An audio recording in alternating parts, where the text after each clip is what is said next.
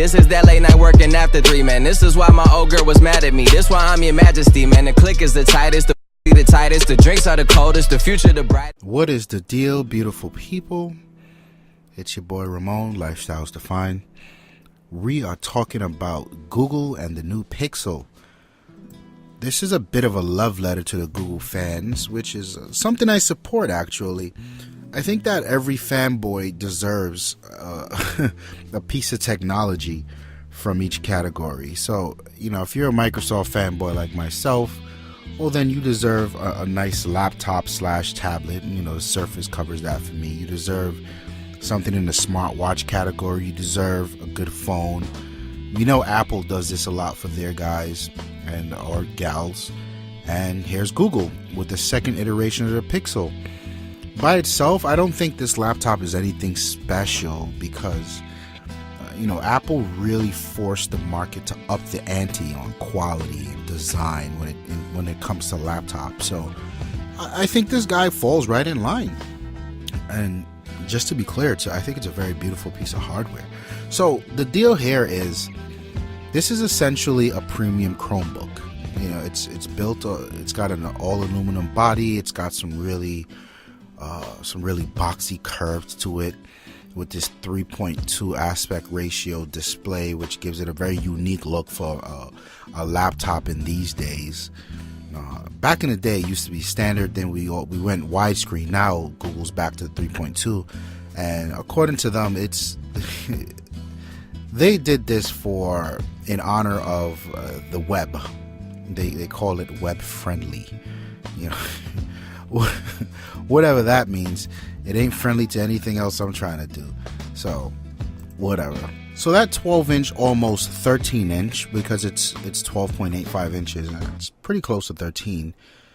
That display comes home with a 2560 by 1700 resolution with a 239 ppi count, which is pretty remarkable. Beautiful display.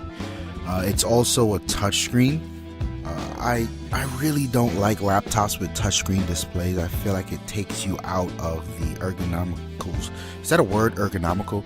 The ergonomical setting, where you're sitting and you're typing, and then you offset that comfort to reach up and touch a screen in a very awkward way and then come back. I don't like it, but it's there nonetheless.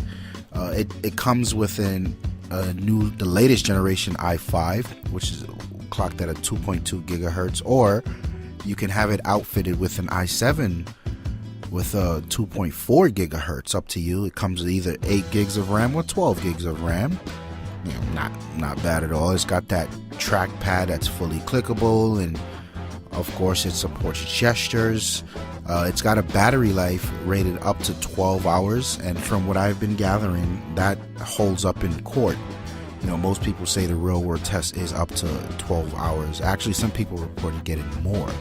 So that's good. And that's given the fact that it's not being bogged down by a, dare I say, real OS. In terms of ports, it's got the brand new 2 USB Type-C ports, one on the left, one on the right. And Type-C is now made famous by Apple. I think it would have been interesting to see what happened if Google unveiled the Type-C first, and then Apple. I wonder what that would have looked like.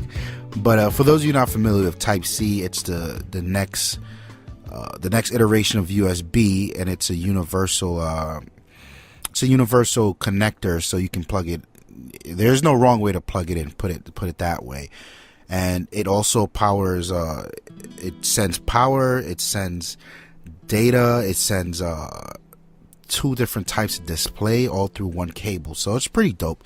It also has 2 USB 3.0 ports. It's got a SD card input, and you've got your headphone and mic combo input as well. And it's got a 720p HD camera right at the top. So I mean, this guy comes with everything you would expect from a newer generation laptop. There aren't many surprises here. I think it's also worth mentioning it can support a 4K display as well. So that's also a notch on their belt. Now they've made little changes here and there in the hardware across the board from the old model, which I'm sure is welcomed. But I think what'll validate the price, and we'll get into that in a second, what'll validate the price of this guy over the first one, because I think by and large no one purchased the first one. And then here's the second one, and it's more of the same updated specs. But what really makes it any more enticing? Well, I think the answer is actual Chrome OS. You know, Chrome OS has seen a few different iterations, and now you can actually run Android apps. Before it was a subset of Android apps. Now I think you can run most of them. So that with the hardware, and then you couple in the touchscreen, I think this will do a good job to the people who refuse to use Windows or Mac. I think this is a good offering. But here's the only caveat I could have found with this device is this guy's coming in at $999 or $1,299, which I think is pretty expensive for something like this. I mean, first of all, for $12.99, you know, and that's the version with the i7, the 16 gigs, and the 64 gigs of storage.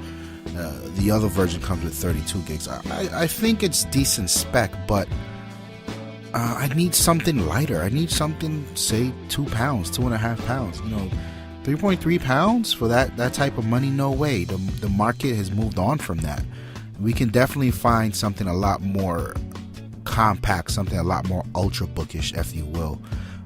Apple's new MacBook falls in line with this price range, and you see what you get there. That thing's almost as thin as an iPad. So for me, when I'm talking laptops, I'm really not talking the power, and I appreciate the the inclusion of the both i5 and i7 here, but it's got to be about portability. So, you know, like I said, I'm not really a fan of this device, but I think it's dope, and I like to see Google showing that they can actually make hardware across all fronts.